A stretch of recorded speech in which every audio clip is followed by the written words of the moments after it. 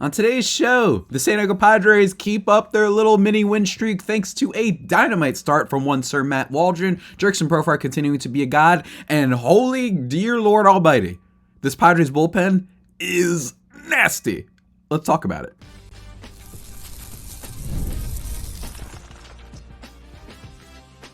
You are Locked On Padres, your daily San Diego Padres podcast. Part of the Locked On Podcast Network, your team every day.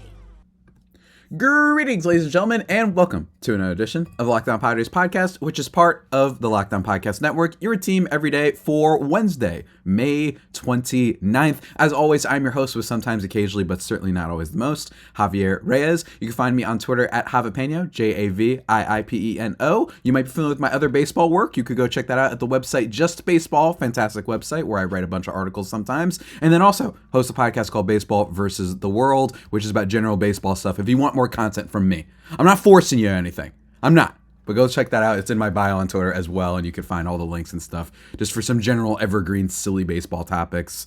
Today's episode, guys, is brought to you by eBay Motors. From brakes to exhaust kits and beyond, eBay Motors has over 122 million parts for your ride or die, and it's going to keep it alive. Go check that out, guys. Eligible items only. Exclusions do apply. eBay guaranteed fit only, available to U.S. customers. Go check that out, eBay Motors. Today's episode, guys. Oh, we got a good one because we're happy. Oh, yeah, we're happy, folks. And I think that it's still worth renegging and talking about that. This Padres team has not earned the benefit of the doubt. I still need a lot more before we're able to trust that they're a team that won't have the same results as last year. I've been very vocal. I've been very adamant that this Padres team, if one thing is true about this Padres team, it's not the same as last year.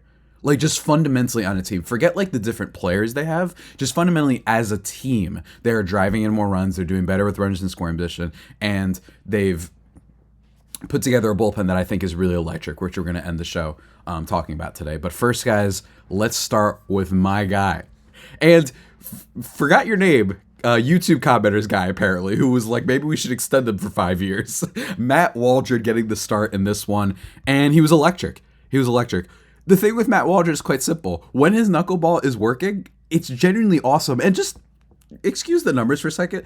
It's just kind of fun watching a knuckleballer because that's like an extinct, dare I say, like more appropriately, an endangered species when it comes to pitching these days. And yeah, don't get me wrong, there are guys out there that use knuckle curves and stuff like that, right? Like they can do that. That becomes a thing every now and then. But rarely, especially for a starting pitcher, is that something that you're relying on. But Waldron surely relied on it tonight. He finishes the night with a lovely pitching line of 7 innings, no earned runs. He did give up 6 hits, but no walks and 8 strikeouts, which was a lot, obviously. It's not his most. What I think has been interesting is that lately he's been getting a lot more Ks. As of late, starting from his series against the Dodgers when he got 6, then he got 10 against the Braves, then he got 7 against the Reds, and then 8 last night against the Marlins. And speaking of that knuckleball,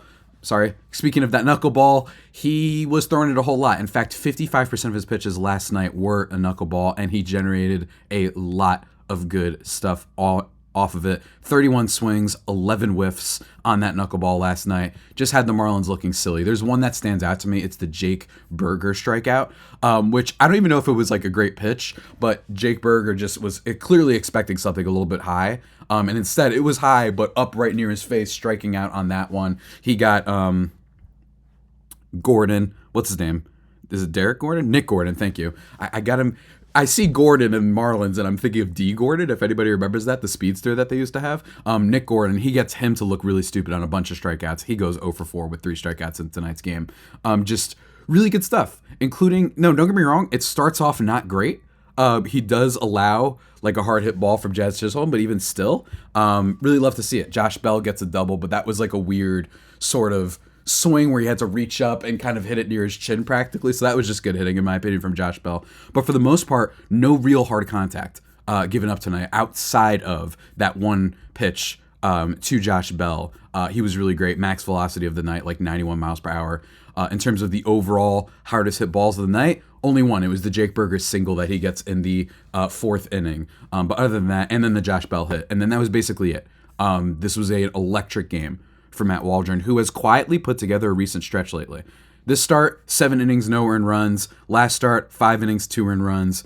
Against the Braves, which I think was probably even more impressive than this start, because the Braves, even if they've been struggling a little bit on offense, are still such a better team than the Marlins. 5 2/3, only giving up 1 earned run. He struck out 10. And then before that, 5 1/3, gave up 2, and that was it. Struck out 6. His ERA is at 4.26 now on the season, so he's greatly decreased it from the 5.82 that he was at following the D-back start. And following that start, I was getting a lot of messages like, this guy stinks.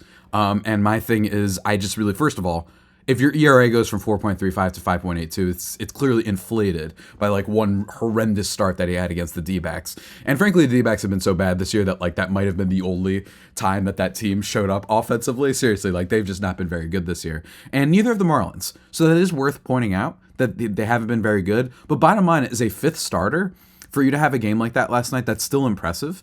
This is not Dylan Cease. If this is Dylan Cease, we're like, okay, that's just another day at the office. But not in the case of Waldron. I like that he seems to be getting a little bit more, I don't want to say balanced with his pitching repertoire, but it's just a little bit more interesting. It's a little bit more exciting. The fact that he kind of goes heavy on the knuckleball, or doesn't maybe. Maybe he uses the sweeper more in some situations. He did get a couple whiffs on his sweeper last night. That was great. Just really solid stuff from him, I think, overall. And I did like that also his velo was a little bit up last night by 1.5 miles per hour. So, like, he was just on. He was on. And for a 5th starter, this guy has been awesome. And don't let that one D-back start fool you. And frankly, even before that, he just wasn't a guy that was killing this team all that much. You know what I mean? Like, he wasn't doing amazing, but this Padres offense, especially for a 5th guy in the rotation, has been disappointing when he started. And we talked about that before, that both him and Randy Vasquez, the Padres a couple weeks ago, were 1-11 with both of those guys starting. That has now changed thanks to his last few starts, particularly against the Dodgers and the Marlins and the Braves too, as well. That they've been winning more. And again, that's the whole thing. This is why you can't use win-losses to kind of analyze starting pitchers. But they've been performing a lot better, and I think that this recent stretch has secured his spot in the rotation at least for a little bit longer, barring an epic blow-up. But if he keeps having those starts, like the 5 innings, giving up 2 earned runs, he's going to stay in the rotation and be solid. And I like that he's been striking out more batters. He's just been really impressive, I think, for a guy that we basically head into the season not knowing what this team's 5th starter would be. I thought it was going to be Johnny Brito. I was wrong.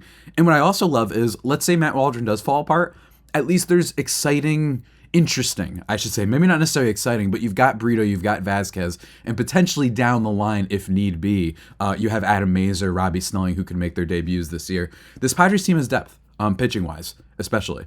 So if a starting pitcher were to go down, if a starting pitcher were to just be on a bad streak, it feels like we don't have to go, dumpster diving, bargain bin hunting, to use a better and more appropriate and kinder descriptor, for someone like, I don't know, like I can't think of, like a Zach Greinke, right? No offense to Zach Greinke. We love Zach Greinke on this podcast, no matter what. I don't care what team he pitched for. That dude rules. That you don't have to just be desperate and go out there looking for guys who are washed up. That's one difference about this Padres team this year. Fundamentally, the guys that they've acquired, even if they're not superstars, even if they're not high ceiling prospects or anything like that, there's at least intrigue there and at least potential there, and a lot of, well, we don't know what this guy is necessarily just yet. Brito, Vasquez, and Matt Waldron are perfect examples of that, and they've been great. Is he going to keep this up and do this every time? No, but he deserves a lot of credit, and I'm giving it to him because Matt Waldron, my man, that knuckleball, sometimes it is a work of art. Working out of some trouble last night, too, which we love to see, in a 4-0 victory for the Pods. But folks, that wasn't all, of course. We got to talk about how the heck the Padres scored those 4 runs. And, folks, let me tell you, oh, man, it's the same story as usual. And you know who I'm talking about. The God, the man of smiling madness, the man who laughs. It's Jurickson Profar, guys. But before we talk about him and praise him even more than we have throughout this whole podcast, folks, let me just take a quick second to talk to you about the folks we were talking about at the beginning of this pod, and that is eBay Motors. Here's the thing. I don't know cars. You know me. The only thing I know about cars is the Fast and Furious movies and the Burnout games.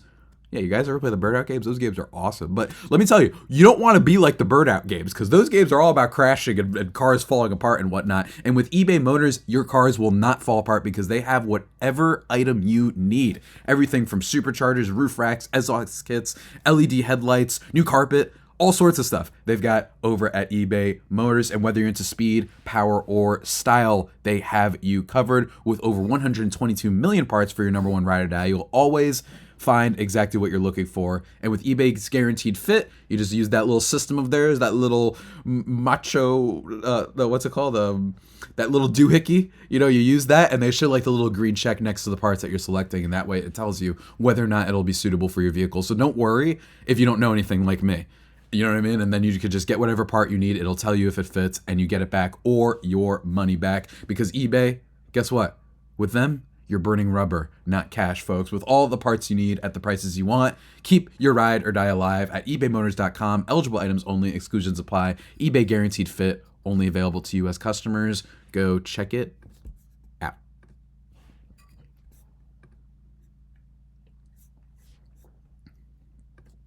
And just like that, ladies and gentlemen, we are back here on the Locked On Padres podcast, free and available on all platforms. Your team every day. You could also check out the YouTube where I am doing weird karate chop motions because I don't know. I just feel like it. This is my show. What do you want from me? In terms of the Padres, rest of this game. And that's what we're doing. We're doing game recap because I don't know why, but last night made me happy. It felt like the type of game the Padres lose. And I think that that's mostly because of just how we feel about this team, that every time it feels like they're getting over that 500 hump, which they are currently 30 and 28, that it just feels like you can't quite trust them against bad teams. Now, don't get me wrong, I think that the bad teams thing is mostly seems to just be like teams like the Rockies in terms of like consistently losing. Other bad teams, they haven't been as bad, right? Don't get me wrong, they've had some really weird games, especially in May. They've had just these very odd, like, what the heck happened, especially at Petco. That's another thing the Padres just don't seem to hit better at Petco. But for the most part, they've been really solid this month outside of the Rockies sweep. So it was really important to see them get that win yesterday to just guarantee at least a series win. And I do think that it's an important thing to also note. While I have definitely spent some time ripping this Padres team to shreds, more so on the vibe than how I feel about them for the rest of the season. And my feelings on them haven't really changed. It's just that fundamentally they're doing so much better this year than they did last year. And I have to, at some point, play into data, play into the fact that they were historically bad in the clutch last year and that they were only a team since 1996 to have as bad a clutch rating as they did and not make the playoffs. Like, I just felt like they were so unlucky, and this year they're really bouncing back in a major way. And I think that that's really important, though, that even still, with all the bounce back, that you still show some consistency and win some games. I mentioned earlier on, I forgot when it was that they got their fourth win in a row. I'm going to say it was it April? Hold on, fourth win in a row. I think they got it in March, actually. When the heck did they get it? Was it in March? When did the Padres win 4 games in a row? I don't remember. They did, though, but they won 4 games in a row at one point, and they hadn't done that since, like, last year they hadn't done that until September 17th. And now they're about to potentially win, depending on how today's early game goes, their 4th in a row, which, again, just shows you, yes, guys, that's how bad they were last year. They didn't win 4 in a row until September 17th. That's how bad they were last year. And I think it needs to be brought up, though, that Jurickson Profar's season is just a revelation. He goes 2 for 4 in this game with 3 RBIs and a home run, one of them being a single, but the home run in the that's bottom of the first inning after Fernando Tatis Jr. gets on base, who, by the way, also has a solid game, goes 2 for 4, scoring a run in this one. Luis Arraez goes 1 for 4 with a strikeout. He does get 1 single, but otherwise not like incredible stuff from the offense today. Manny Machado had a really bad strikeout at one point against Jesus Luzardo, something that was just totally in the dirt. It was a good pitch, but it's the type of pitch that usually Manny Machado doesn't like completely whiff on. But he still ends up okay, 1 for 3 in this one with a walk. We're still waiting to see that power. He still only has 5 home runs on the year. For a guy who usually hits a guaranteed 30 every year, that's pretty bad. So we'll see how that turns out. Jake Cronenworth got a nothing in this game. And then Donovan Solano 3 for 4 with an RBI. But I just want to talk about Profar really quickly. And then talk about the rest of the offense. Profar has a 170 WRC plus this year. His weighted on base is 403. His expected weighted on base is like 370, which is still great. And I told everybody go check out that article from my guy Davey Andrews, really breaking it down a lot better than me. But basically, to summarize, there are some things he won't keep up. I think the plate discipline has been so otherworldly that I don't think that part will keep up. 419 on base percentage, like if I'm not mistaken, that's one of the top 5 best marks still in Major League Baseball. And this isn't just a couple weeks now, right? Like we're like 2 months into the season practically. Jurickson Profar has just been unbelievable when it comes to putting together productive at-bats. Yes, he's second in the league, by the way, in on-base percentage, ahead of Juan Soto and Aaron Judge and Kyle Tucker, Freddie Freeman, Shohei Ohtani, guys like that. And I don't think that the on-base percentage will stay the same. I certainly don't think the overall slash line and the 170 WRC plus is going to stay the same. But the article does talk about that, the exit velocity, the line drive percentage, just some of the stuff that Profar has been doing, the fact that he's been hitting even amount, he's putting together productive bats, that's harder to fake. You know what I mean? That's why I think that you might be heading for like, at worst, maybe like a 135, 140 WRC plus guy this year. Like if that, and that's factoring in a lot of regression. Again, Profar still hit the ball really well last night, but he's not hitting it like impossibly hard. But for me, it's just productive at bats all the time. His only weakness is a little bit of the defense. And he's slugging the crap out of the fastball this year, right? And most importantly, off-speed pitches, which is something that he's always struggled with. Basically, for the past few years, he hasn't hit his best batting average against off-speed pitches was 263.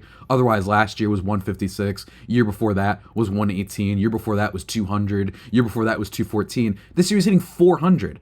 And even if you factor into the regression, his expected batting average is 338. So yes, he's getting lucky, but he's getting lucky that he's becoming a MVP player. He's not getting lucky that he might be an all-star type of player, which is so exciting because guess what? We, in theory, already have the MVPs on this team. In theory. So that's my thing with Profar is just that fundamentally we're seeing things that you can't fake, even if you factor in the regression. So I'm enjoying the MVP ride while it lasts. Assuming it lasts. Who knows? I don't know, guys. I mean, it's pretty nuts that this guy has 8 home runs. He's more than Manny Machado. It's just crazy. Like, it's just absolutely crazy. But him hitting that home run last night was huge, especially off of a good starting pitcher.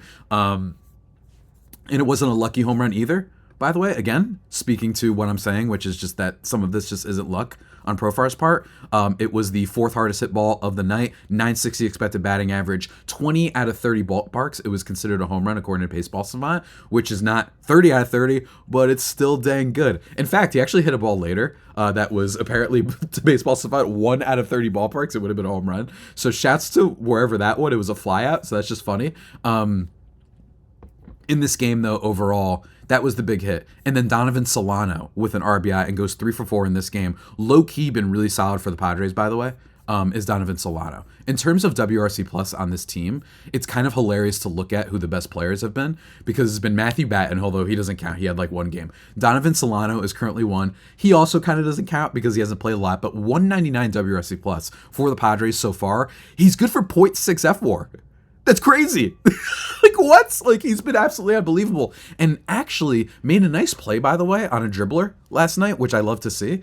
Donovan Solano, this is the thing with this team right now, is that they just have some depth. Jurickson Profar with 170 WRC plus, and then Luis Arraez, 155. He's hitting 379 for the Padres so far. The difference between him and Donovan Solano is slugging a little bit more, right? He's been hitting a couple extra base hits and whatnot, but this has just been incredible to watch. This Padres team, while we're really frustrated with Tatis, while we're really frustrated with Xander Bogaerts and Manny Machado, the fact that they've got other guys really stepping up offensively, that they haven't missed on any of their acquisitions, basically. Mention Solano, mention Arraez, and then you've got Profar. That's been what has been going right for this team, and it's just amazing that now all they need is their highest paid players and stuff to do better. Jake Cronenworth has been the exception, 130 WRC plus this year. He's been great, and he's also been playing a really electric glove over at first base, diving for balls and whatnot, like just throwing himself out there like every other play, and it's been awesome to see. But in terms of like the star paid players that were expected to do better, it's basically just been Donovan Solano, Luis Arraez, and Jurickson Profar that have been these unexpected boons for this Padres team. And I don't think that it's going to get that much worse. Donovan Solano, 4 years. I'm actually surprised that this guy wasn't signed. Maybe he got lost in the muck of the rest of free agency, and everyone was just kind of like, look, this is nice and all, but like he's a 36-year-old, right? Like he's super old, and also, you know, the Giants are weird and they make plenty of batters better, but since 2019, this guy hasn't had worse than a 100 WRC plus. He's put up a 116, 125, 105, 100, 116. So don't get me wrong, it's going to get a little bit worse for our guy Donovan Solano, but he's just been really solid, and they call him Donnie Barrels for a reason, and he's just been such an amazing contributor. One of the things we talked about before the season is if the Padres were to make additions, you don't want these washed up, has-been sort of stars that are only going to be signed based on name value. And I know what you're thinking. Well, Solano is like, he's old. It's like, yeah, but his last season of action was very, very good, right? So this isn't like Nelson Cruz or Matt Carpenter, who was based off of an exceptionally small sample size. Matt Carpenter was when they made that signing. Yeah, I know. Pretty crazy. Just that Yankee Stadium short porch, man. But that's been the thing with this Padres team, is that they've gotten a lot of value from the places that you didn't expect. And speaking of places you didn't expect, folks, this Padres bullpen, holy Lord Almighty, folks. Oh my gosh. I squealed. I squealed last night watching this man Jeremiah Estrada pitch. It's incredible stuff. We're going to talk about the bullpen and just a couple more things, guys. But before we do that, I just want to take 1 second to talk to you about one of our longtime sponsors, one of our favorite sponsors, that is FanDuel, ladies and gentlemen. It's winner take all time, and believe it or not, NBA playoffs. We're not quite at the finals just yet, but we've got one more game at minimum against the Minnesota Timberwolves and the Dallas Mavericks. Go check that out. FanDuel has a bunch of different odds for you on that. NHL playoffs are in roll. I saw the game winner from the Rangers. If you're into that series, they've got bets on that one as well. And of course, you got baseball, you've got WNBA stuff, you've got, I think, is there soccer stuff going on? I think so. I don't fully remember. But whatever it is, guys, right now, new customers get $150 in bonus bets with any winning $5 bet over at FanDuel. That's $150 to bet on spreads, money lines, player props, and more. Just visit FanDuel.com/lockedon and make every playoff shot, moment, second, quarter, inning, period count, folks. FanDuel, America's #1 sportsbook. Go check it out.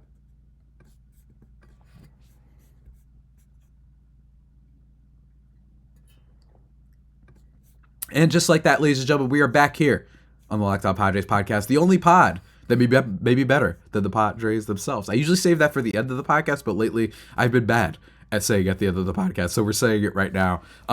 Last thing to talk about with this Padres team is the bullpen. Last night, you only get 2 appearances from the bullpen last night, but they were both good. I want to give Wandy Peralta some credit. Low-key 2.82 ERA. After getting a little bit lit up a while ago, he's been just kind of like, he toys with batters, right? He's not giving up too many hits. He's not giving up too much hard contact. And while no, he's not getting all the strikeouts in the world, and he has had a couple moments where he's been generating some walks and looking a little bit like, you might have lucked out of that inning just a tiny bit, my guy. But even still, regardless of that, he's just been absolutely sensational for this team. And what I love about that is he's the 7th inning guy, or a 6th inning guy, heck, a 5th inning guy.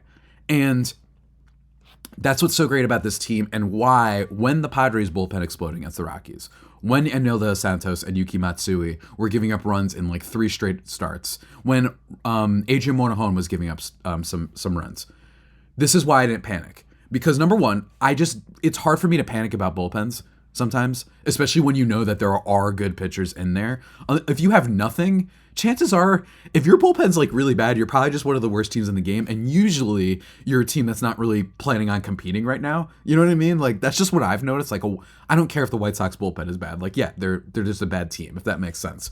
But the thing about this Padres team is, even when those guys are struggling, I had so much faith in them to bring in reinforcements. And the number one reinforcement that they had, obviously, was Wandy Peralta. He's the best pitcher in this Padres bullpen by far. He is electric. He is a savior. We are blessed that the Yankees let us have him. Of course, I'm mostly joking. What I really mean to talk about is Jeremiah Estrada. Last night, 1 inning, going 3 strikeouts, no hits, no walks, and it was his 13th straight strikeout.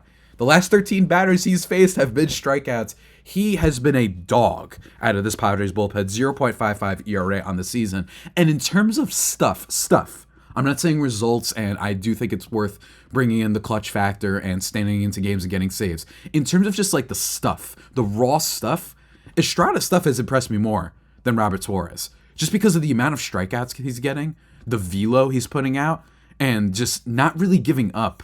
Like, really, like, he's getting batters to chase, especially, and basically no one's making contact with him.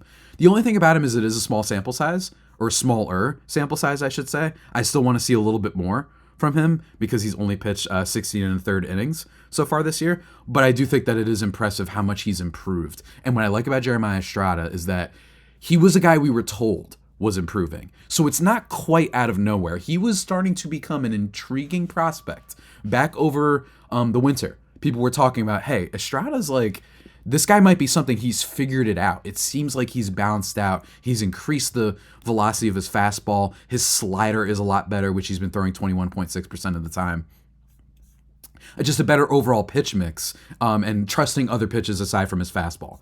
And that's what we had seen. And so to see this happen, it's not a surprise because we were being told that this guy might have some stuff. I didn't realize he was going to be this good. This Padres bullpen with Estrada and with Suarez, they've been, it's way too early, but they've been like, you remember when the Royals won that World Series? They had like Kelvin Herrera, Greg Holland, and one other reliever, I can't remember, Luke something? I forgot what his name was. It was Greg Holland and one other person, but that Royals bullpen basically had three dudes who were the best relief pitchers in the league. They had like 3 top 5 relievers of their bullpen. I'm not saying the Padres are at that point yet, but they have certainly been amazing so far, and I don't think it's all luck. I do want to see a little bit more, like I said, from Estrada, because not generating as many ground balls as I would like, meaning that he's basically been all strikeouts, which is good, but it's even more good when you're also showing that even when they make contact with you, it's weak contact. So it's still early in that regard, but I don't care. 13 strikeouts straight is still 13 strikeouts straight. He's been that good. And the fact that you can just throw out a Wandy Peralta with his 2.82 ERA, the fact that Santos and Yuki Matsui are still pretty good. I like that Yuki Matsui is a little bit of a gamer. I like that we've seen emotion out of him when he does perform well, and lately he's been a lot better. Yes, he had that 3-game stretch from the end of the Chicago series to the Dodgers series that wasn't great, but since then he's been really good, lowering his ERA from 4.08 to 3. He's been really good, and he's a gamer. I like that he's also had a lot of professional success in Japan, so he's been in these like high leverage situations before. So I like that. At the very minimum, I like that intangible from Matsui. And then Santos has been such a nice, solid pickup for this team. Trading Scott Barlow, don't get me wrong, he's been a little bit shaky of late. He hasn't looked as impressive, but even still a bullpen guy that I like, especially when you're able to save all that money. I just really love what I'm seeing. AJ Monahan, 2.08 ERA, and he's kind of a log-hitting reliever guy. Don't get me wrong. He's still got this untrustworthiness. I still remember you went 1 out against the Dodgers and gave up 2 runs on 2 walks. He has these weird explosions, right? Against the Reds, 0 and 2/3, giving up 2 earned runs. But then also the fact that he has outings like against Colorado where he goes 3 1/3, 3 strikeouts, no hits. That's impressive. He's not giving up a lot of hits. He's been a little bit boomer bust, like I mentioned, so he's a little bit hard to trust, but the stuff is there. And that's just some guys. I think that this Padres bullpen potentially, let's say Santos starts to really fall off. Let's say, I don't know, what's a better example? Johnny Brito just can't get it together, right? Like if he can't find anything, if he still needs more work in the minors, no problem. If you need to look at Kolek, Steven Kolek has probably been the weakest link of this Padres bullpen. Don't worry, either he's going to get better because he's still a young guy, or you have guys like Alec Jacob in the farm system that can potentially help you out.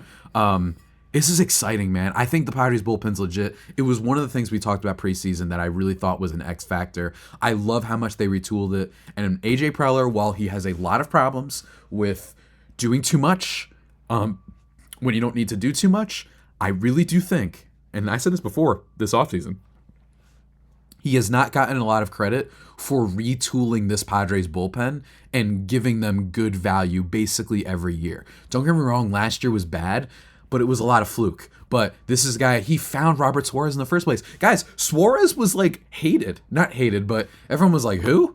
When this guy was brought over, he's 30 years old rookie.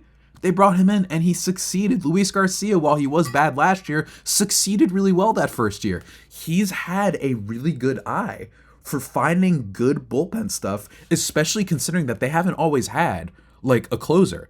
And in theory, almost every season that I've been hosting this podcast, they've had a major injury to one of their best relief pitchers. And the fact that they've made up for it basically every year means a lot. My first year, Kirby Yates out for the season in the COVID-shortened year. Out for the season, that happens. Year after that, Drew Pomeranz is great, but he gets banged up and he's hurt. So what happens? They find Mark Melancon and they find a couple other guys that I'm blanking on right now. And then you have the year after that, Drew Pomeranz still hurt. And then you have Robert Suarez also gets hurt. Well, guess what? You trade for Josh Hader. It just feels like that he deserves a lot more credit for this Padres bullpen. And I think last year was a little bit more fluky, just how bad Garcia, Nabil Crismatt, guys like that were. Nick Martinez even was a little bit weird, but Nick Martinez is another one, right? Nick Martinez, by the way, has been electric for the Reds so far. AJ Preller does deserve a lot of credit for a lot of the minor moves that he's made this year. And in general, as a GM, for just this year in a vacuum, has been like an executive of the year. When you just look at the moves they've made, with the exception of the Juan Soto trade, that's the only thing that's like, But I think that it's worth pointing out that they had to trade him, although they had to trade him probably because of AJ Preller, so like a self-fulfilling prophecy almost. But I do think like the Arraez deal has been amazing. Bringing in Donovan Solano has been amazing. Getting Jurickson Profar, who's worth the most WAR on any player on this team, for $1 million on a 1-year deal, that's really big time. And then the Dylan Cease trade, the Jeremiah Estrada, the farm system, this bullpen being completely retooled from last year and being one of the strengths of this team, he deserves a lot of credit. So that's the thing, folks. I'm in a good mood and I'm praising the Padres today because it was great. Now we'll have to see how they progress, but I like that they won that game with their fifth starter. And today, they've got Yu Darvish going against Braxton Garrett, who hasn't been very good for the Marlins necessarily. And Darvish, yes, he was due for all those home runs last time. He really was. I said this. Home run fly ball rate was way too low. It just stinks that he had to face the Yankees. I wish he had faced a team that would have maybe hit one home run off of him or something like that. Against this Marlins team, I bet you he's going to have a pretty good start and a nice bounce back one too.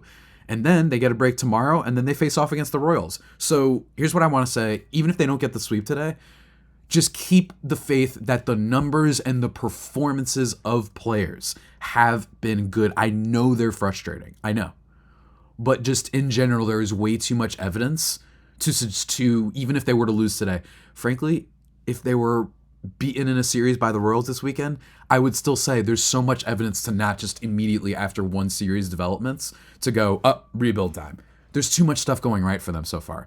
And if I have to bet that guys like Machado and Tatis will get better, I'll take that any day of the week. There are teams out there hoping that below average players make a leap. We're hoping that our best players make the leap. Not a bad position to be in, at least in my opinion, So we'll see if the Tatis and the Machado and the Musgroves, right, and the Michael Kings of the world can get better. But for now, I just like what I'm seeing from this Padres team fundamentally. It's so much different than last year, and they've been balling out, and they deserve a lot of credit. And you should give them just a little bit of love, just a little bit, just a tiny little bit for now, folks. But with that all said, that about does it for today's edition of the Locked On Padres podcast, guys. Feel free to send me your questions, whether you leave some YouTube comments or hit me up on Twitter at Javipeno, JAVIIPENO. We'd love to hear some of your questions and comments. Always love to hear them, frankly, on this show, even when things aren't going great. But things right now are going pretty good. Big month for the Padres. They've got some weak teams coming up, so hopefully they can finish this out against the Marlins and just play a lot better. Fundamentally. And Tatis, yeah. Guys, I've been watching. I know the numbers. I'm giving it one more week, I think. Maybe one more week before we start talking about Tatis. And just how, at some point, expected stats, which I've been talking about a lot on today's show, it doesn't matter if they're not, coming to fruition on the field. So we'll see. But until next time, ladies and gentlemen, stay safe. And of course, stay faithful. My Friar Faithful homies, take care.